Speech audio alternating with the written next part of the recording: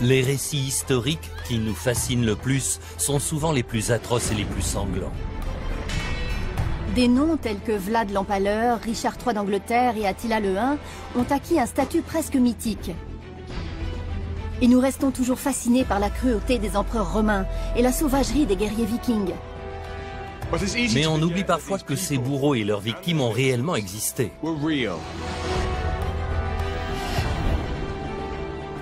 Et que ces histoires sont souvent plus compliquées qu'il n'y paraît. Je m'appelle Joe Crowley, je suis journaliste et enquêteur. Je m'appelle Susanna Lipscomb, je suis historienne et auteure. Ensemble, nous cherchons à percer les secrets des personnages et des événements les plus tristement célèbres de l'histoire. Nous examinons les scènes de crimes du passé. Et voilà, affaire classée. Nous recherchons des preuves. Regardez, c'est exactement ce qu'on voulait. Et le résultat de l'enquête est parfois surprenant. Vous pensez tout savoir de ces récits sanglants? Détrompez-vous. Dans cet épisode, nous enquêtons sur 3 despotes sanguinaires. Vlad l'Empaleur, meurtrier sadique et grand amateur de torture. La victime était vivante. Elle pouvait parler. Le tout jeune empereur Néron, possible assassin de son demi-frère. C'est peut-être ça, c'est peut-être l'indice qui nous manquait. Et Philippe II d'Espagne, un fanatique religieux accusé d'avoir tué son propre fils. Il n'hésitait pas à recourir à la violence quand c'était dans l'intérêt de sa dynastie.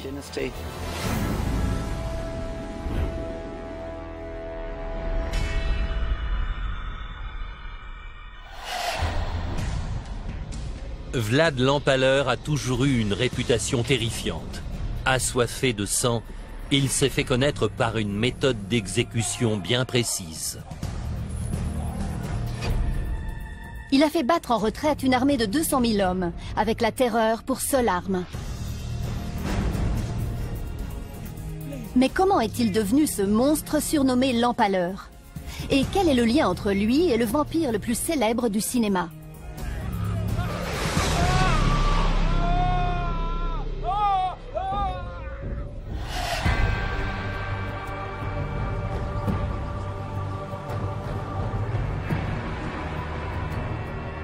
Au milieu du XVe siècle, Vlad III règne sur le petit royaume de Valachie. Il est pris en tenaille entre les royaumes chrétiens de l'ouest et l'empire islamique des Ottomans au sud.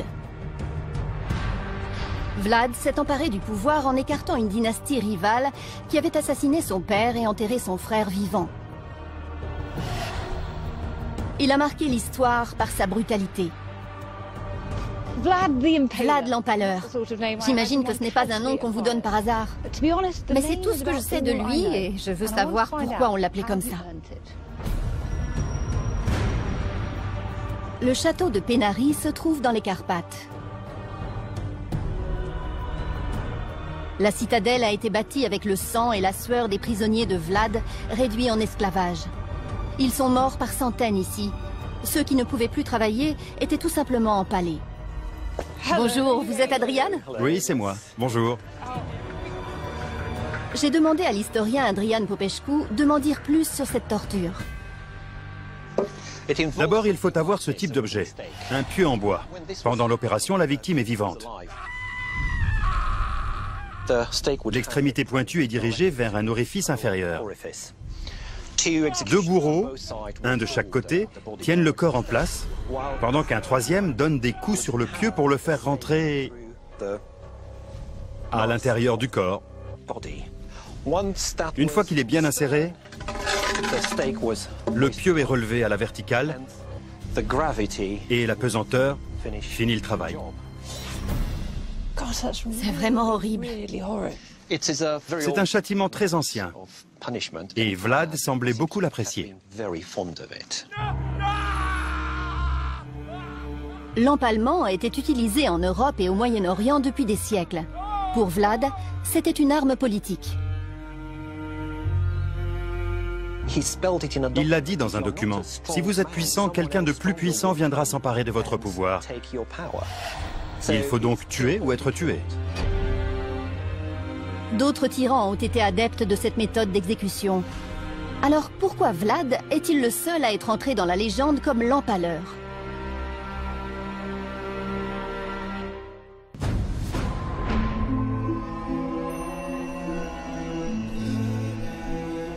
Pendant que Suzy enquête sur la réputation de Vlad, je remonte le temps pour me renseigner sur sa vie, et notamment ses premières années. Je me rends à Edirne, en Turquie. C'était autrefois la capitale de l'Empire ottoman, l'ennemi juré de la Valachie. Souvent, les gens sont façonnés par leurs expériences de jeunesse. Alors je veux en savoir plus sur Vlad, surtout sur son enfance. Qu'est-ce qui a pu faire de lui un monstre? Le père de Vlad, Vlad II le Dragon, a juré de défendre la chrétienté face à la montée des Ottomans musulmans. En 1442, le sultan ottoman échafaude un plan pour soumettre la Valachie. Il capture le prince Vlad, alors âgé de 12 ans. Vlad passe 6 ans en captivité, mais sa détention ne ressemble pas à ce qu'on imagine. Selon les archéologues, il aurait vécu dans ce bâtiment. Andrew Roach, professeur d'histoire, me le fait visiter. C'est à moitié une université et à moitié un camp de détention. Les détenus pouvaient faire 3 choses. Recevoir une instruction de premier ordre, en apprenant le latin, le grec et le turc. Se faire tout un réseau de relations. Et enfin, observer le fonctionnement d'un État impérial très puissant. D'un autre côté, ils vivaient avec une épée de Damoclès au-dessus de la tête. La cour impériale ottomane n'était pas un endroit pour les petites natures. Vlad, le soi-disant barbare, fait donc ses classes parmi l'élite, notamment l'héritier de l'Empire ottoman, Mehmed II. Il a étudié avec des élèves très doués. C'était une sorte de centre de formation pour les dirigeants. Pour les Ottomans, il s'agit d'une stratégie à long terme. Ils prévoient d'endoctriner Vlad pour en faire leur allié. Quand Vlad II le Dragon est assassiné lors d'un coup d'État, le sultan installe Vlad sur le trône de Valachie en espérant en faire un souverain fantoche. L'investissement des Ottomans dans le jeune Vlad a-t-il payé? Est-il devenu un loyal sujet de l'Empire ottoman? Malheureusement pour eux, non. En 1461, cela faisait 3 ans qu'ils ne leur versaient plus de tribut pour acheter leur protection.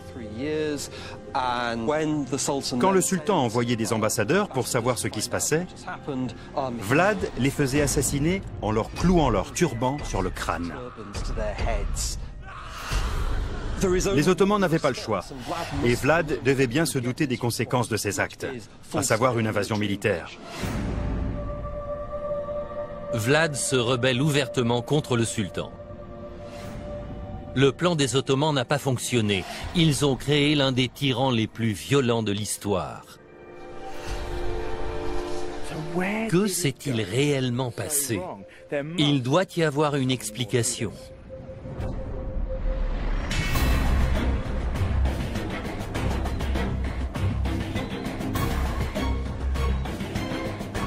Pendant que Joe étudie le passé de Vlad, je m'intéresse à son héritage et me demande si sa légende est liée à son nom. Son père s'appelait Vlad Dracul, c'est-à-dire Vlad le Dragon, parce qu'il avait juré de mener une croisade contre le dragon musulman. Son fils était appelé Draculea, le petit dragon.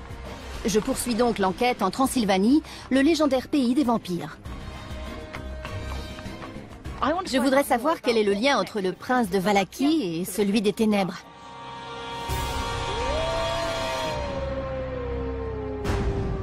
Voici le château de Bran, qui aurait servi d'inspiration à un chef-d'œuvre de la littérature d'horreur. En 1897, l'écrivain irlandais Bram Stoker publie son roman Dracula.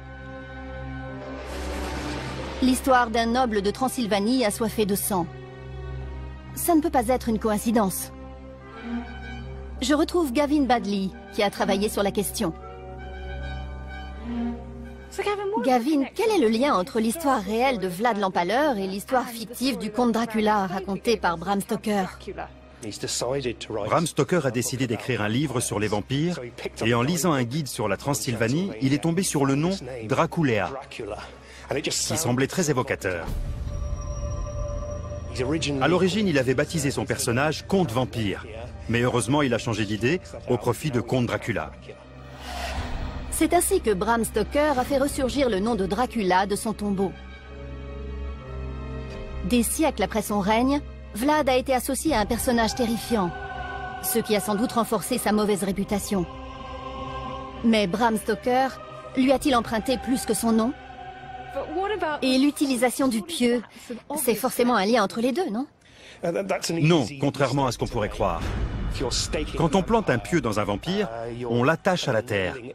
On détruit son cœur pour le relier à la terre, ce qui est un acte de bonté. Ce n'est bien sûr pas le cas si on empale quelqu'un. Anatomiquement, ça n'a rien à voir. D'ailleurs, Stoker n'appelle jamais son personnage l'empaleur dans son roman. Pas une fois. Je suis dans une impasse. Il n'y a pas de parenté manifeste entre les deux. Bram Stoker aimait juste le nom de Dracula. Mais Gavin me dit que si je veux des histoires horribles, je ne suis pas venue pour rien. Qu'est-ce que vous avez à me montrer? L'une des choses que je trouve intéressante, c'est que le règne de Vlad coïncide presque exactement avec l'invention de l'imprimerie.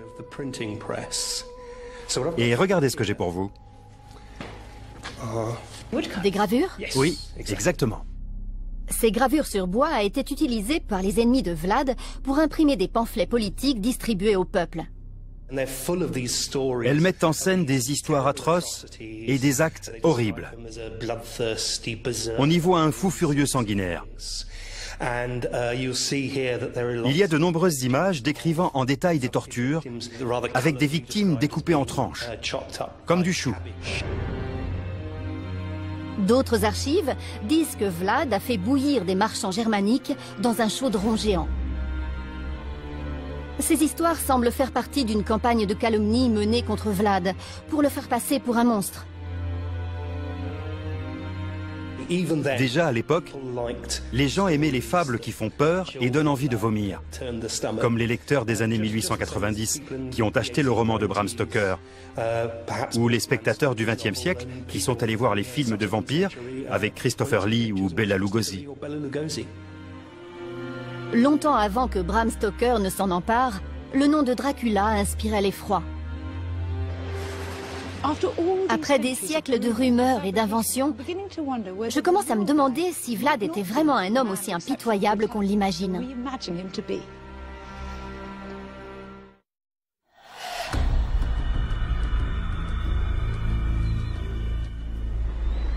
Suzy pense que la réputation de Vlad était peut-être exagérée, mais je ne suis pas convaincu. En 1462, il lance la minuscule Valachie dans une guerre contre une superpuissance, un acte typique d'un souverain mégalomane. Son ancien camarade de classe, Mehmed le Conquérant, est à la tête de 200 000 guerriers ottomans qui font route sur Targoviste, la capitale valaque. C'est pour défendre la ville que Vlad a réussi son plus grand tour de force. Il a repoussé la puissante armée ottomane en n'utilisant que la peur. Je suis ici pour savoir comment il s'y est pris et si ce moment décisif est la clé pour comprendre le personnage. Malgré leur infériorité numérique, les hommes de Vlad optent pour une tactique de guérilla. Ils capturent ou massacrent de petits détachements ennemis. L'historien Matei Kazaku m'explique qu'il a repris sa méthode d'exécution préférée, une solution horrible, mais payante tactiquement. Il a utilisé ce côté du pieu, enduit de graisse, pour pénétrer dans le rectum et l'enfoncer à côté des organes vitaux, sans les perforer ni provoquer d'hémorragie. Le pieu ressortait par la bouche. La victime était vivante et les oiseaux pouvaient lui picorer les yeux. Il pouvait pleurer, hurler ou parler. Et technique d'empalement avec le pieu dans le rectum. Pourquoi Vlad l'appréciait-il tant? Je suis sûr qu'il a subi des abus sexuels quand il était chez les Ottomans. Selon les archives du Moyen-Âge, les abus sur les enfants étaient fréquents à la cour ottomane et pour Matei Kazaku, Vlad n'a pas pu y échapper. Cette haine farouche des Ottomans et le traitement barbare qu'il leur a réservé viendraient des abus sexuels qu'il lui avait fait subir. Je ne vois pas d'autre explication. La seule piste, c'est les années qu'il a passées dans l'Empire ottoman. Est-ce l'indice que nous cherchions? Si Vlad a été traumatisé dans sa jeunesse par les Ottomans, cette guerre est-elle une vengeance personnelle? À la mi-juin 1462, Targoviste est à 2 doigts de tomber aux mains du sultan. Mais Vlad va remporter sa plus grande victoire sans brandir une seule épée.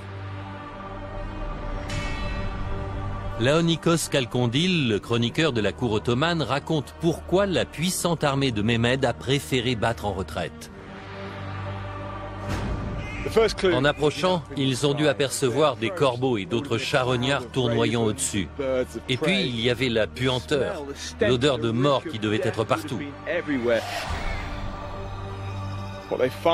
Et puis, les Ottomans ont aperçu une forêt de pieux, comme une clôture sur 1500 mètres, avec, sur chacun, un homme mort ou agonisant.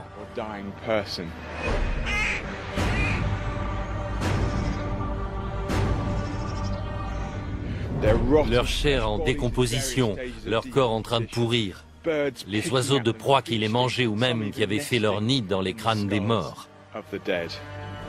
Le sultan lui-même assiste à cette scène d'horreur absolue, 20 000 soldats empalés.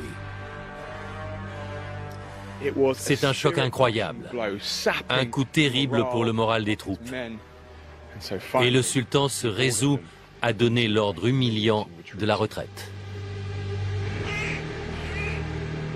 Cet acte de guerre psychologique est resté dans l'histoire sous le nom de forêt des empalés. Certains disent que Vlad a été victime d'un mythe historique, de propagande et d'exagération. Mais il faut reconnaître que cet événement suffit à le classer parmi les pires despotes de l'histoire européenne.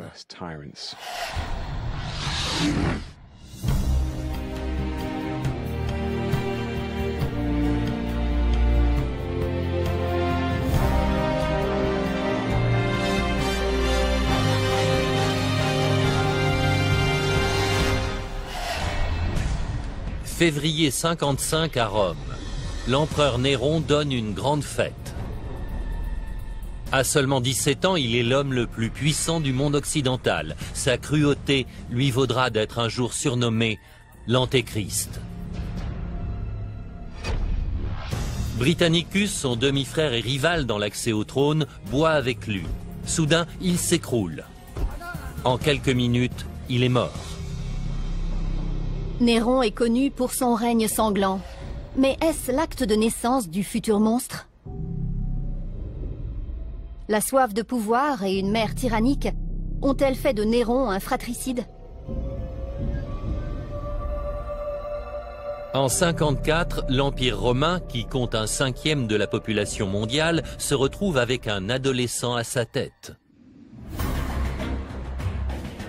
Néron restera dans les annales comme un souverain sanguinaire qui n'hésitait pas à faire brûler les chrétiens.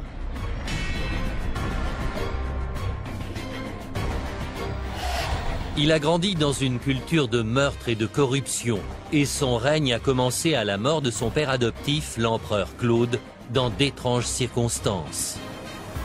En matière de mauvaise réputation, on ne peut pas faire mieux que Néron. Mais ça ne veut pas dire qu'il a tué son demi-frère. Après tout, il mérite un procès équitable. Je vais essayer de savoir quels sont les chefs d'accusation contre lui.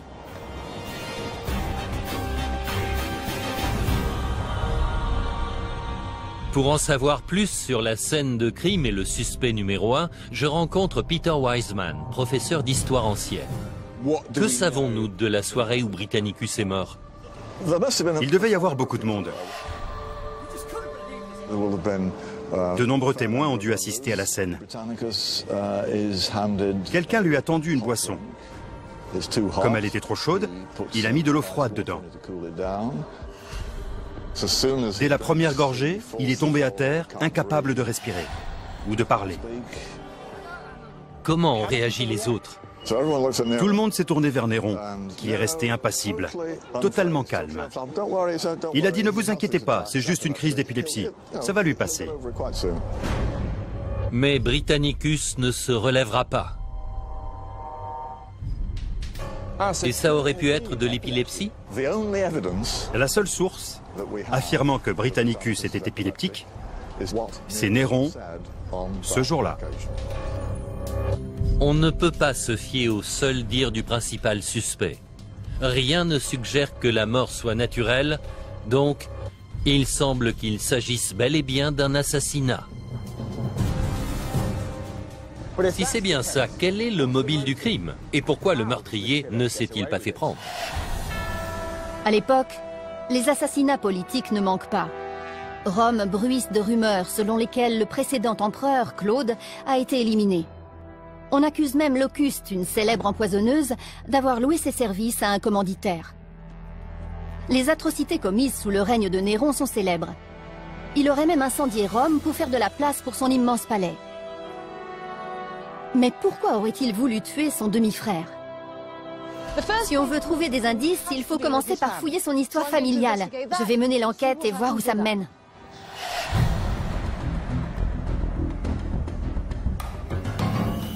Néron est devenu empereur en évinçant Britannicus, le fils biologique de Claude. Bonjour Matthew. Je suis au musée Fitzwilliam de Cambridge pour rencontrer Matthew Denison, historien de la Rome antique. Matthew, pourquoi Néron est-il devenu l'empereur et pas Britannicus, le fils biologique? Je pense qu'il faut chercher du côté de sa mère, Agrippine la jeune, qui était très déterminée. On peut même la considérer comme l'une des femmes les plus effrayantes de l'histoire. Tout ce qu'elle voulait, c'était le pouvoir. Agrippine est une habile stratège.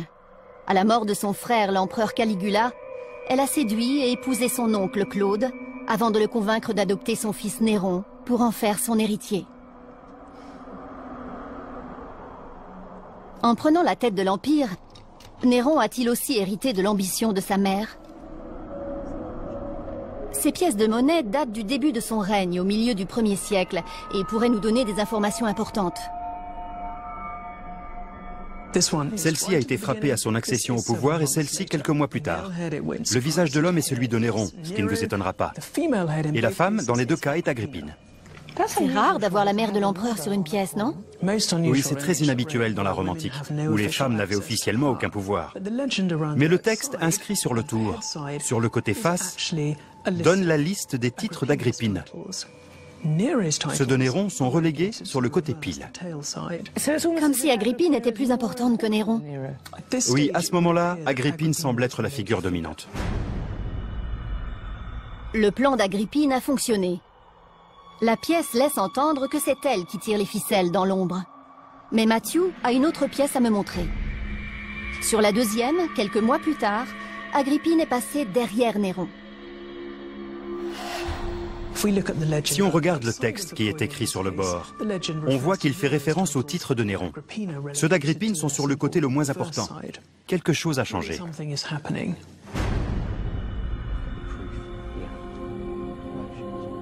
Visiblement, Agrippine est peu à peu écartée du pouvoir. D'après les historiens de l'époque, Néron commence à s'affranchir de sa tutelle au profit d'autres conseillers. Comment a réagi Agrippine? Elle n'allait pas se rendre sans se battre. Et elle avait encore un atout dans sa manche. Quand Néron s'est éloigné d'elle, elle a annoncé qu'elle allait faire allégeance à Britannicus. Et elle n'y est pas allée par 4 chemins.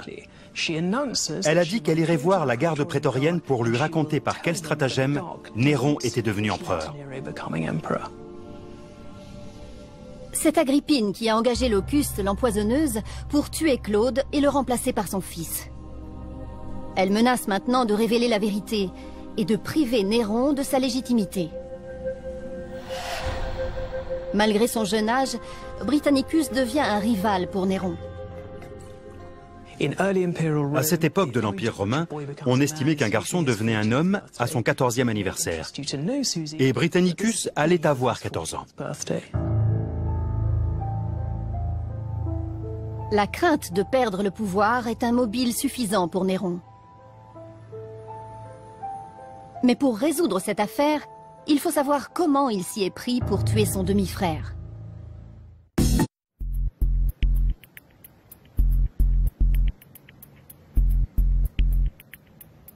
Je suis sur la côte sud de l'Angleterre. Je cherche l'arme du crime. Visiblement, Néron avait un mobile, mais a-t-il eu l'occasion de tuer Britannicus? Comment maquiller un crime en crise d'épilepsie sans que personne ne s'en aperçoive? Le toxicologue David O'Sulton a étudié cette affaire pour nous et fait revivre l'Empire romain dans son labo. David, Néron a dit que les symptômes de Britannicus étaient de l'épilepsie. Un empoisonnement est-il possible? Et si oui, pourquoi Néron n'a-t-il pas été démasqué? Dans le cas de Néron, certains textes ont laissé entendre qu'il s'agissait peut-être de cyanure. Les Romains savaient déjà que le noyau de certains fruits contient une substance chimique qui libère de l'acide cyanhydrique. Quels sont les symptômes quand on ingère une dose de cyanure? En quelques minutes, on commence à voir apparaître des signes qui ressemblent à une crise d'épilepsie. Et au final, on meurt asphyxié. Vous avez sans doute entendu le terme de cyanose, quand les lèvres et le bout des doigts deviennent bleus. Comme aucun témoignage de l'époque ne parle d'une coloration bleutée, David pense qu'on peut écarter la thèse du cyanure. Quels autres poisons ont pu être utilisés? L'un des poisons qui était très couramment utilisé aux époques grecques et romaines, c'est la ciguë. C'est une plante qui poussait un peu partout, le long des cours d'eau. Elle est hautement toxique et provoque le type de symptômes décrits par les textes de l'époque. La ciguë séchée peut être infusée dans de l'eau et versée discrètement dans une boisson. Une petite dose suffit à provoquer une mort rapide. Donc c'est peut-être ça. C'est peut-être l'indice qui nous manquait. Est-ce que c'est tout? Non. L'un des symptômes de la ciguë, c'est des taches sur la peau. Donc, quelqu'un qui connaissait les propriétés de ce poison aurait pu les repérer. Mais pour les autres, ça pouvait ressembler à de l'épilepsie. Oui, la plupart des gens ne connaissent vraisemblablement pas les signes de ce type d'empoisonnement. Si Néron a bien tué Britannicus, je pense avoir découvert comment. Il y a encore un doute sur les taches sur la peau, mais l'étau se resserre autour de l'empereur Néron. Grâce à l'enquête médico-légale de Joe, on connaît l'arme du crime. Les historiens de l'Antiquité nous disent aussi que peu après la mort de Britannicus, Néron a offert une immense propriété à l'empoisonneuse Locuste. Ça ne peut pas être une coïncidence. Je retourne à Rome pour voir si je peux trouver une preuve décisive. On dirait bien que Néron avait le mobile, l'occasion et l'arme. Si j'étais policier, ce que j'inspecterais maintenant, c'est le cadavre. La mort soudaine de Britannicus a dû choquer à Rome. Pour en savoir plus sur les rites funéraires, je vais interroger Alexander Evers, professeur d'histoire. Pour la mort d'un personnage comme Britannicus, on imagine une immense procession et des obsèques nationales, c'est bien ça? Oui, normalement. Comme pour le prince impérial, le fils de l'empereur mort un an auparavant. Mais Britannicus a été enterré discrètement le soir même. C'est louche, non? Oui, assez. L'enterrement a lieu sous un violent orage, devant une poignée de témoins. Vous dites que peu de gens étaient présents, mais qu'ont-ils dit? Nous avons plusieurs témoignages qui se recoupent. Donc, ce que les historiens romains rapportent doit être la vérité. Les témoins remarquent tous un détail essentiel. Son corps était recouvert de gypse, une substance minérale qui ressemble à du talc. C'est une poudre qui donne un aspect blanc et propre au cadavre. Mais la pluie a fait couler le gypse. Et en dessous, on a vu des taches, sans doute dues au poison. Donc la vérité est apparue au grand jour. Oui, l'empereur Néron a été trahi par les dieux. On dirait bien que Néron a empoisonné Britannicus et tenté de maquiller son crime. Il n'a reculé devant rien pour garder le pouvoir. Quand Agrippine a voulu défier son fils, elle avait sous-estimé le tyran qu'elle avait elle-même créé. C'était autant un coup politique contre Agrippine que contre Britannicus. Tout à fait. Elle avait tenté de gouverner en le manipulant. Mais il voulait être le seul aux commandes. Il avait peur de tout le monde. Il n'avait confiance en personne.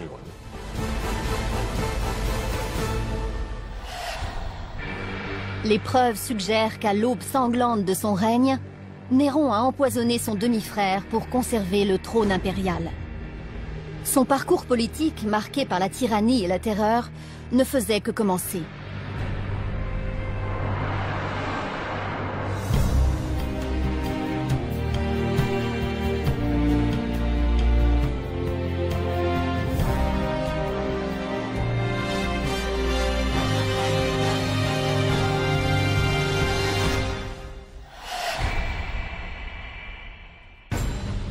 « 24 juillet 1568.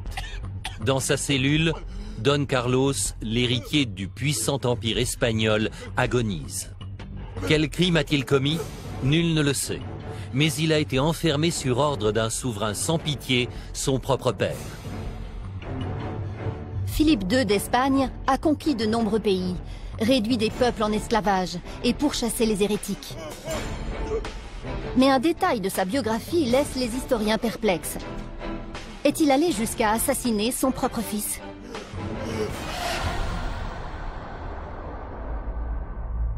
Philippe II régnait sur l'un des plus grands empires de l'histoire. Il avait des territoires sur tous les continents connus. Il a asservi des millions de gens en Afrique et en Amérique du Sud et tenté d'assouvir son rêve suprême, celui d'un immense empire catholique. Depuis toujours, le destin tragique de son fils de 23 ans fascine. Il a même inspiré un opéra à Verdi, Don Carlo, dans lequel le prince est un héros romantique et le roi un meurtrier. Je me demande si cela correspond à la réalité. Je me rends donc à Arévalo, où serait mort le vrai Don Carlos. Don Carlos a été retenu prisonnier pendant 6 mois par son père. Et je voudrais savoir sous quel motif, et s'il avait commis un crime si grave que ça. En 1568, le roi Philippe a de nombreuses sources d'inquiétude. Le protestantisme gagne du terrain en Europe au détriment du catholicisme. Quand une rébellion religieuse éclate aux Pays-Bas qui appartiennent aux Espagnols, le roi ordonne une répression impitoyable. Rien ne semble pouvoir arrêter Philippe II, mais tuer son propre fils, cela va très loin. Le professeur d'histoire Thomas O'Connor va m'en dire plus sur sa personnalité. C'était un homme investi d'une grande mission religieuse. Il n'hésitait pas à recourir à la violence quand c'était dans l'intérêt de sa dynastie et de l'Espagne. Pour beaucoup de gens à l'époque, c'était un vrai despote. Partout en Europe, Philippe envoie des gens au bûcher pour hérésie. Mais s'il est à ce point obsédé par son héritage catholique, son héritier devrait être très précieux. Don Carlos tenait dans ses mains le destin de l'Espagne et tous les espoirs de Philippe. Alors pourquoi, le 18 janvier 1568, Philippe met-il son armure et arrête-t-il celui qui doit un jour perpétuer son œuvre? En Europe, la nouvelle fait l'effet d'une bombe. Les gens ont dû entendre parler de cette arrestation et ça a dû être un choc, non? Oui, ça a fait beaucoup de bruit. Ça a été très mauvais pour l'image de Philippe II. Et très vite, dans toutes les cours européennes, on ne parlait plus que de ça. À l'époque, il y a 2 rumeurs persistantes. La première, Don Carlos allait devenir l'adversaire politique et religieux de son père en se ralliant aux Hollandais. La seconde, il avait une liaison avec sa belle-mère, la reine Élisabeth de Valois. Ces théories apparaissent des siècles plus tard dans l'opéra de Verdi. Mais sont-elles fondées? C'était dans l'intérêt de beaucoup de gens de donner le mauvais rôle à Philippe II. Bien sûr, à l'époque, son principal ennemi était les Pays-Bas, où il y avait une révolte généralisée contre la domination espagnole. Le chef de la rébellion est Guillaume d'Orange, et c'est de lui que viennent ces accusations. C'est sa version des faits qui a poussé Verdi et d'autres à accuser Philippe de meurtre. Est-ce la vérité historique ou de la propagande protestante? Les rumeurs ne manquaient pas, mais qu'en disait le principal intéressé? Philippe II s'est-il expliqué? Philippe n'a rien dit du tout. Il est resté extraordinairement silencieux pour un homme pris dans une tempête de rumeurs. Malgré tout, il a écrit un courrier au pape pour lui expliquer la situation. Et la seule chose qu'il ait écrite, c'est que son fils Don Carlos présente de nombreux défauts dangereux. De nombreux défauts dangereux, c'est tout ce qu'on a. Oui, c'est le seul commentaire de son propre père.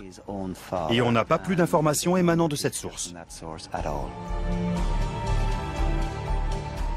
Il semble donc que Philippe II n'ait confié à personne le fond de sa pensée. Si ça se passait aujourd'hui, ses conseillers en images lui feraient rédiger un communiqué officiel pour tenir tout le monde au courant. Mais là, on n'a rien. Et pour moi, ça renforce la thèse de sa culpabilité.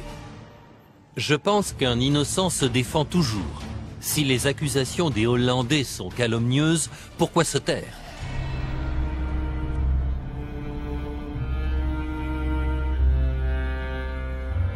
Joe pense que Philippe avait quelque chose à cacher, mais je ne suis pas sûre que ce soit la volonté d'éliminer son propre fils. Je voudrais savoir ce qu'il entendait par défaut dangereux. Je suis au musée du Prado à Madrid pour un face-à-face avec le jeune prince. Le voilà. C'est un portrait de Don Carlos et je le trouve absolument fascinant. D'après la date de ce tableau, on sait qu'il devait avoir environ 13 ans. Mais il ne les fait pas du tout. On lui donnerait plutôt 9 ou 10 ans. Et puis la note qui accompagne le portrait dit qu'il porte un manteau en fourrure de lynx pour dissimuler son dos voûté. En d'autres mots, ce tableau est révélateur à cause de ce qu'il cache. Une malformation du dos est un défaut, d'accord, mais ça n'a rien de dangereux. Et puis ce Don Carlos me semble avoir peu de chances de séduire la reine. Ce qui a brisé cette famille devait être bien plus qu'une simple rivalité amoureuse. Ce Don Carlos m'intrigue. Je sais qu'il appartenait à la dynastie des Habsbourg, une lignée puissante, mais accablée par les problèmes de consanguinité.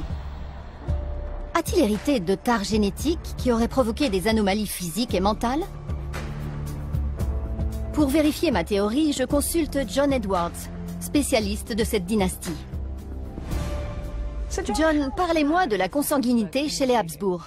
C'était un vrai problème, à tel point que Carlos avait 2 fois moins d'arrière-grands-parents que la normale, à cause de la consanguinité.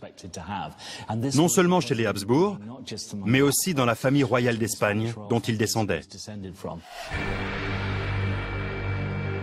Parmi les ancêtres de Don Carlos, citons notamment son arrière-grand-mère.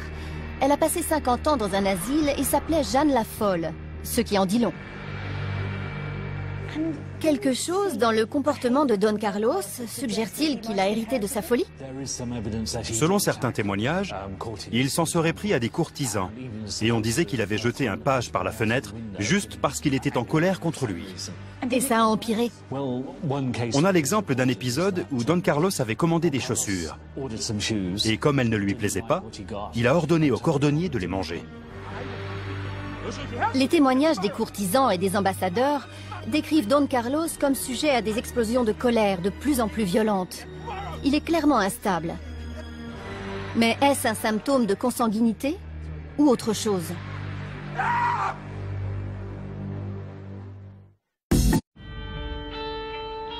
Don Carlos apparaît de plus en plus comme un danger public. Et j'ai appris une information très intéressante.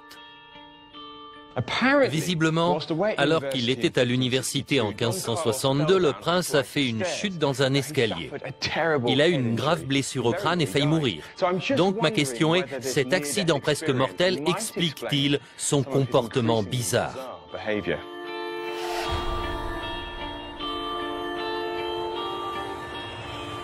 Je voudrais savoir quelles sont les séquelles de ce type de chute. Je vais rencontrer Jake Timothy, neurochirurgien. Il traite fréquemment des patients qui ont subi ce type de traumatisme crânien. Ce qui a dû se passer et provoquer des lésions graves, c'est le choc du crâne contre la pierre de l'escalier. La tête s'est arrêtée net, mais à l'intérieur, le cerveau a continué à avancer et les lobes frontaux ont percuté la boîte crânienne, ce qui a provoqué des dégâts et un œdème cérébral. Ce type d'accident peut-il laisser des séquelles à long terme sur la personnalité de la victime? Oui, sans l'ombre d'un doute. De nos jours, on sait que toutes les lésions des lobes frontaux modifient le comportement. On a des sautes d'humeur violentes et toutes sortes de problèmes psychologiques à long terme. On sait que Don Carlos se comportait bizarrement, il agressait les gens sans raison et pouvait l'instant d'après être tout à fait charmant. C'est bien rendu dans une note rédigée par l'ambassadeur allemand qui l'a rencontré. Il dit « À bien des égards, le prince montre un grand discernement. Il est profondément croyant et très épris de justice et de vérité, mais il a un tempérament irascible et violent et perd souvent son sang-froid. Son comportement peut être extrêmement hostile. Ça cadre parfaitement avec ce que vous disiez. » Et encore, l'ambassadeur doit prendre des pincettes. Et s'il dit ça, alors qu'il veut atténuer ses propos, ça devait être 10 fois pire. C'est tout à fait caractéristique des lésions cérébrales graves avec des dégâts sur les lobes frontaux. On retrouve ce comportement imprévisible et bizarre chez de nombreux patients. Ainsi, Don Carlos avait peut-être un vrai problème médical. Est-ce cela qui inquiétait son père? Avec les patients actuels, quand leur personnalité et leur comportement changent, comment réagissent leurs parents et leurs proches? Ça doit être très frustrant de voir quelqu'un se comporter comme ça, sans pouvoir rien faire. J'ai toujours pensé que Philippe cachait quelque chose et je pense que c'était les problèmes de son fils. Il avait compris qu'il ne pourrait jamais lui succéder sur le trône d'Espagne et il devait même avoir honte de lui. Emmenez-le.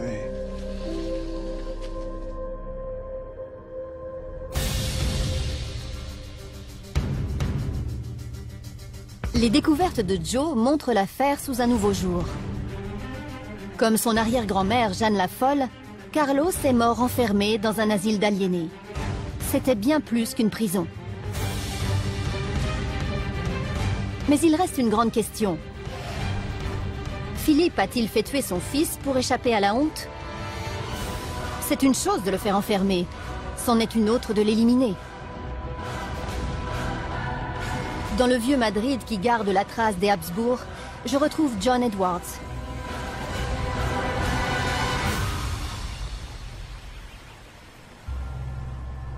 Ça a dû être une décision très difficile pour Philippe de faire arrêter son fils. Quelles étaient les implications sur le plan personnel et politique? C'était un acte d'une portée colossale. C'était embarrassant, choquant et dangereux pour sa dynastie. Beaucoup de choses reposaient sur les épaules de Don Carlos, qui s'est révélé mentalement instable. Nous ignorons quelle est la goutte d'eau qui a poussé Philippe à intervenir. Mais si Don Carlos a vraiment écrit aux rebelles hollandais, c'était sans doute plus un coup de folie qu'une véritable manœuvre politique. Et pour son père, c'était une nouvelle preuve de sa fragilité mentale. Vous pensez que Philippe a tué son fils? En un mot, non. Je pense que Philippe l'a seulement fait enfermer dans des conditions très pénibles. Et dans ce contexte, ce qui s'est vraisemblablement passé, même si nous n'avons aucune preuve, c'est que Don Carlos a fait une grève de la faim et en est mort. Les archives de l'époque laissent entendre qu'une fois en prison, Don Carlos a refusé de s'alimenter et que son état s'est dégradé.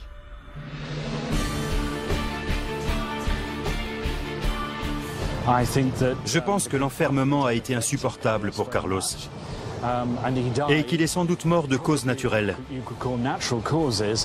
Ça peut être vu comme une sorte de suicide, mais ce n'était pas un assassinat.